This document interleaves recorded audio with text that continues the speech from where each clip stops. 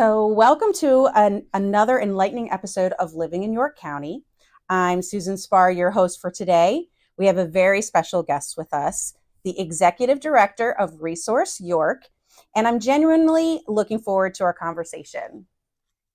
It's truly an honor to have Zach and his esteemed business Resource York on the show. Thank you, Zach, for sharing your expertise with our audience. Now let's begin our insightful interview. Let's go. All right. I'm ready. So tell us about Resource York. What kind of business is it? So Resource York is a 501c3, so we are a nonprofit. The way that it operates on a day-to-day is more of a hybrid model. So we are technically a nonprofit, but it routinely operates like a small business. We have 2 locations. One's on Carlisle Avenue. That's going to be furniture. The one we're at right now, this is 9th Avenue, is home improvement, is where you would get things like you'd get at a Lowe's or Home Depot, building materials and things of that nature.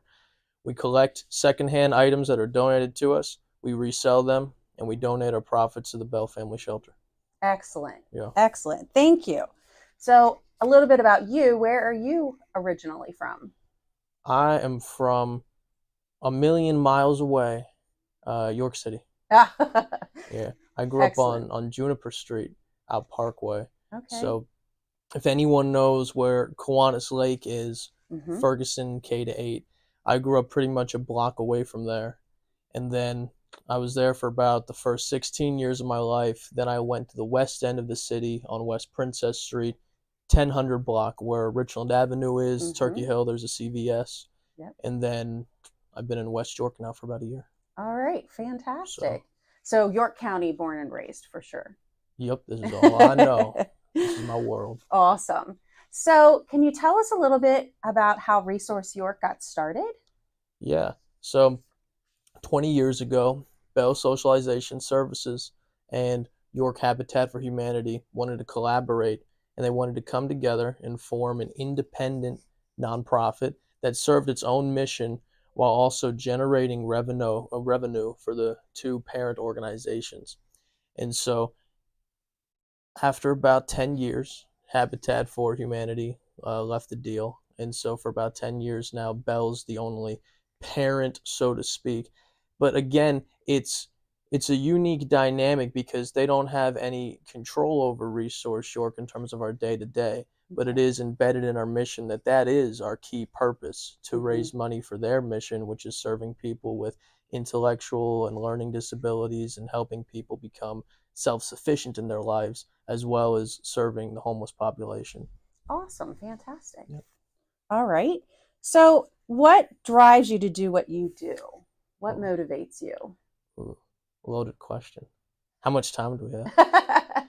Well, I would say when I was growing up, there was a lot of challenges that I faced due to a lack of positive influences in my immediate surroundings. So like my family wasn't, and in large part still isn't, too keen on education.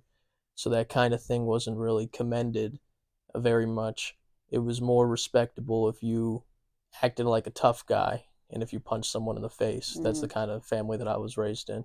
So as I was coming of age and learning how to be in the world, there were key resources in the community, whether it was role models or mentors or scholarship programs that helped me go to school, that paved the way for me to break the mold of what I had been taught in my family and in my upbringing.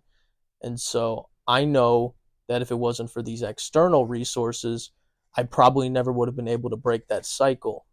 And so I feel like if I'm able to do my job here, and if I'm able to accumulate a certain amount of success and resources, then that can be shared with the community in the same way that other resources were shared with me. Wow. So that's the goal. That is a really inspiring story. It truly is. Thank you. Yeah, I can totally see how you fit into the Resource York family so well. Yeah, it's very important to me. Take it very seriously. All right, so what is something most people don't know about you? Well, I think that most people probably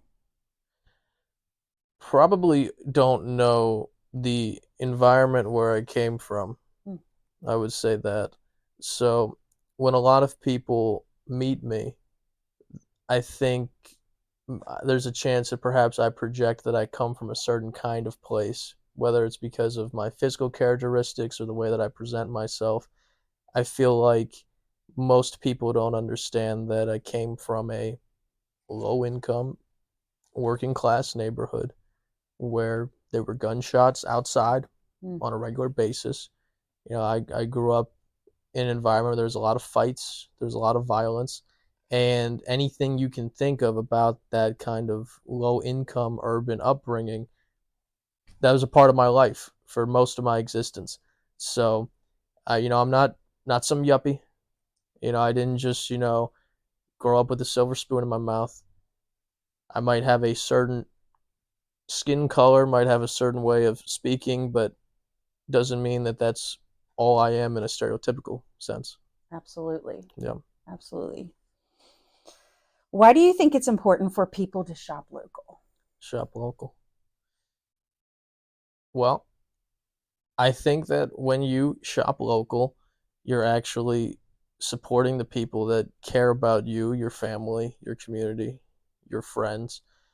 And I think it also offers a sense of camaraderie Mm-hmm. because it gives you the ability to actually develop relationships with people that are in your community. You can develop a friendship and you can develop a partnership with the business owner, with the merchant, with the vendor. And because it's usually a smaller operation, that's something that you can't get at a bigger corporate place. The people who work in those places are fine people and they're working there to make a living and to generate income for their household. But at the same time, it just doesn't offer as much of an opportunity to get to know people that are in your neighborhood and that share your same interests. Right. So it's a good way of expanding your social life and developing those third places while also financially supporting the people that have a vested interest in your community. That's a great perspective. Thank you. How about what is your most memorable customer experience, or as we kind of alluded to before, donations? It's Okay. most memorable. I'll give an example of someone who's tried to barter with us. This actually just happened yesterday, Okay. and I just thought about it. All right. So I was having a meeting with the Carlisle Avenue manager, and that's where the furniture's at. Okay. And we get a knock on the door, and it's one of our associates, Donovan, one of our team members, and he's like, "All right, so this guy," and he's showing us pictures of the chair that the customer wants to get. He's like, "So this guy, he wants to get these two chairs, and right now they're going 25 a piece, but he's thinking like, what if we drop it a little bit, like $5?" And then like we're talking, we're like, "All right, maybe we'll do that." And then he goes out. Me and the manager are talking, blah blah blah, all this planning, boring business stuff. 5 minutes later, on the door, he said, "What about instead of five, you drop a 10?" And we said, "No, no, we're not going to do that." And then he ended up buying it, and it was fine. Right. So we get those kind of back and forths from time to time, Sure. and I would say it's actually kind of funny. Yeah. I like to see people try to get every nickel and dime they can because even like from a business like standpoint, even though you would think that that kind of thing would be annoying, I just kind of respect it. Sure. I admire the bravado of someone being like, "I want less." Right. So I appreciate that. All right. Yeah. Probably some really good bartering conversations that you've had over the Some of these years. people, they're like salespeople, man. Yeah. Yeah, It's like their occupation. yeah, and it's like I know like maybe like 9 to 5 you're doing this, but you should really consider working as like a sales rep or something because you're kind of convincing me. Maybe we should give it to you for free Right. sometimes the way some of these people talk. Wow. Yeah, Yeah. it happens a lot. Some talented people out there. That's right. How about what else do you do besides work?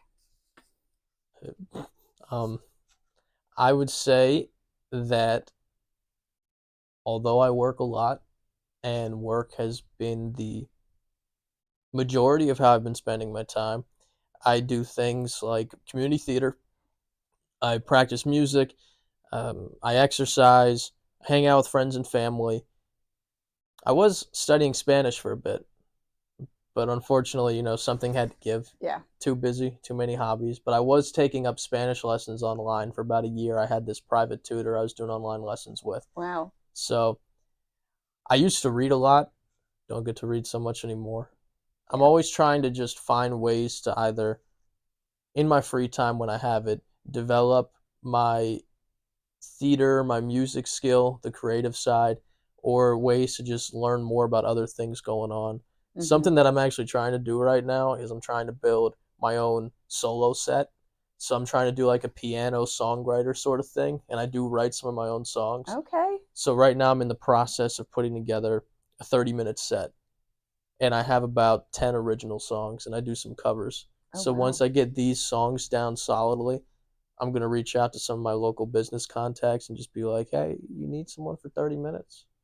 And so the goal, and this is what I really want, ideally, Okay. like if someone were to ask me, like, where do you see yourself 5, 10 years from now? Yes. I would say, I want to be known as the nonprofit business logistics leader guy, but also like jams out at bars in the evenings. There you go. That's the plan. The creative side. I love it. That's the plan. I love it. Good goal.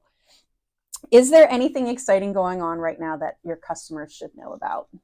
Yeah. So for October, it's kitchen and bath month, so we're always doing sales, but specifically for October, we have 25% off all single cabinets, and then every week there's going to be a special sale. So for example, right now it's 25% off toilets, shower stalls, things of that nature. And in general, that's something that we're going to keep doing moving forward. We want to have monthly themed sales, if not always have weekly sales, and keep finding new ways to creatively get people to want to come shop and then also save them money. Excellent. So excellent. So before we wrap up, if anyone watching or listening wants to get in touch with you or come check out Resource York, how can they do so? Okay. Well, we have 2 social media pages. You can use both of those pages to see what's happening in the stores in terms of sales and things like that. Facebook page, Instagram page, both at Resource York. My email, which I don't mind sharing. Okay, fantastic. I'll put it on there too, but you can. Absolutely. Yes. Z Claghorn at resourceyork.org. Z is in zebra, C is in cat, Laghorn at resourceyork.org. Let me know what you need. We'll work it out. Excellent. Excellent. All right. Well, thank you so much for being with us today. Yep. And that wraps up another fantastic episode of Living in York County. If you enjoyed our conversation today, I'd be thrilled if you could show some love by hitting that like button. And if there's something you didn't quite vibe with, let us know by hitting the dislike button because your feedback matters. And I want to hear from you whether you have questions, feedback, or simply want to share your opinion. Drop a comment below and let's keep the conversation going. Remember, if you know someone who should see this interview and discover the hidden gems and local leaders in our beloved York area, please hit that share button. And together we can give our community the exposure it deserves. So to never miss another exciting episode filled with intriguing local business owners like today's guest, make sure to subscribe to the show and click that bell notification icon. You don't want to miss anything about the heartbeat of York County.